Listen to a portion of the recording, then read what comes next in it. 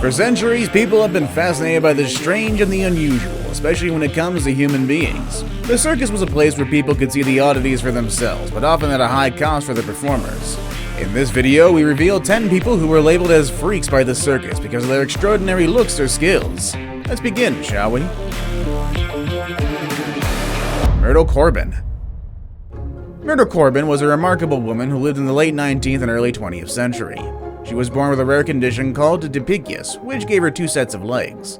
She had a normal pair of outer legs and a smaller pair of inner legs that she could move independently. This condition was caused by a partial twinning of her conjoined twin in the womb. Her father saw her as a source of income and started to charge people a dime to see her when she was only a month old. She soon caught the eye of P.T. Barnum, who hired her to perform in his circus when she was only 13. She also worked with the Ringling Bros in a Coney Island freak show, where she was known as the four-legged girl from Texas. She earned enough money to quit working when she was 18, got married, had 5 children, and some say that she used one opening for 3 of them and the other one for 2, which suggests that she may have had extra, lady parts that we can't say. This isn't confirmed, though. What we do know is that she lived a very happy, albeit far from normal life until she died at the good age of 60. General Tom Thumb.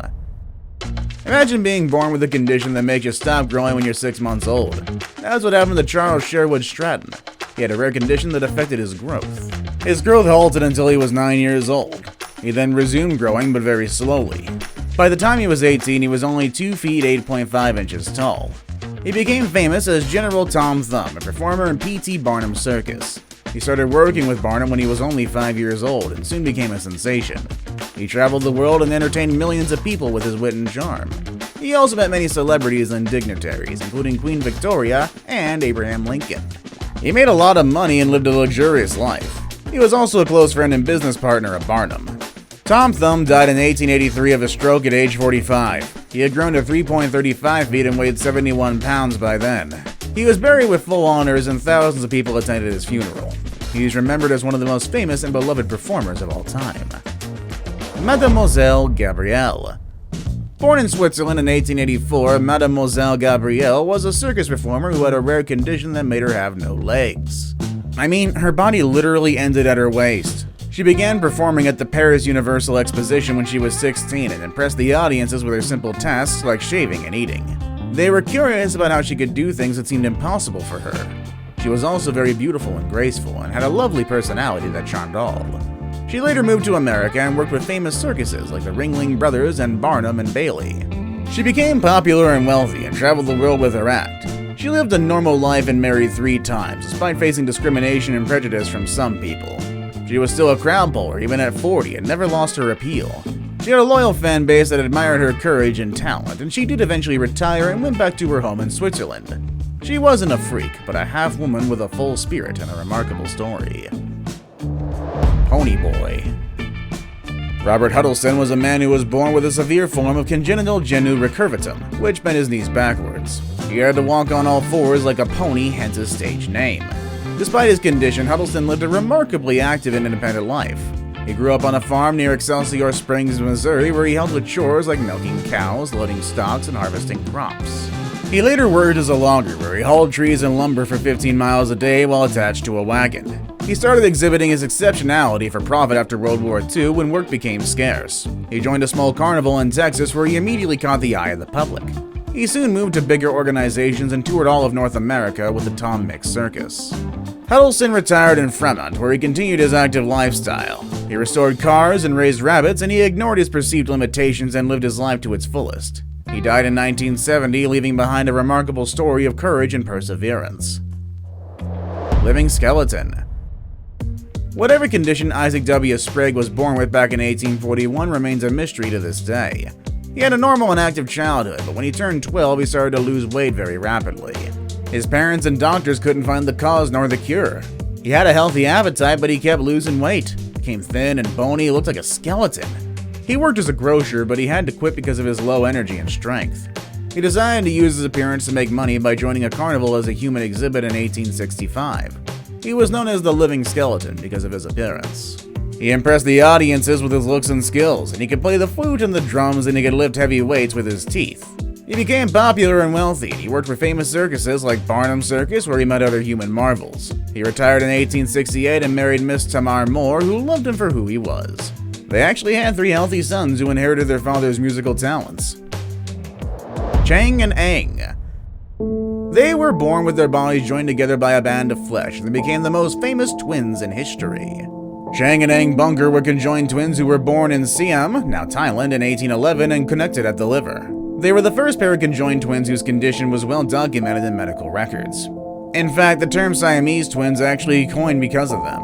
In 1829, they started traveling the world as a curiosity with a British merchant named Robert Hunter. They visited Boston, London, New York, and other cities where they showed their athleticism and talked with the audiences. When they became free agents, they ran their own show and became wealthy.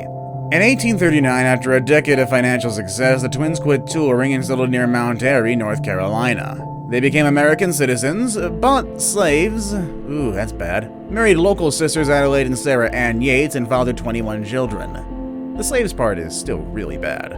Well, either way, one morning in 1874, Aang woke up and found Jang dead. A doctor rushed to separate them, but it was far too late. Aang died 3 hours later. An autopsy revealed that their livers were fused in the ligament connecting their sternums.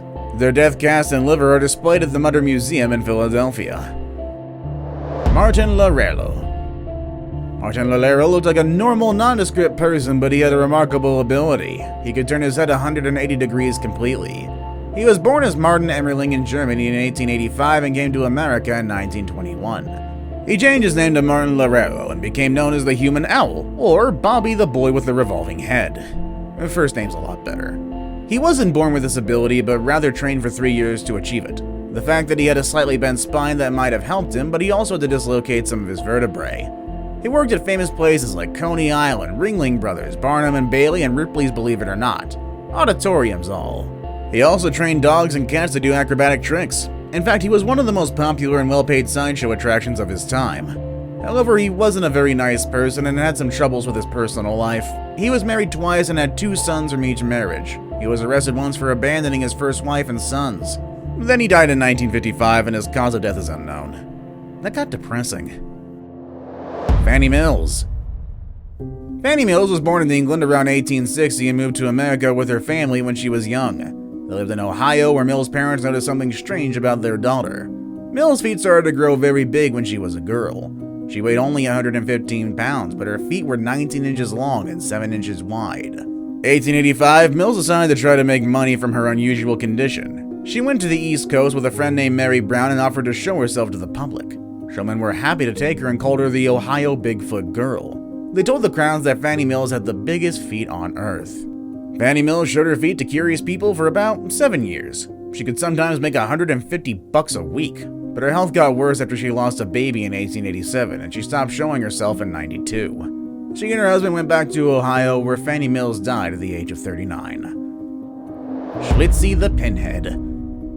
Schlitzie was one of the most famous freak show performers of the 20th century.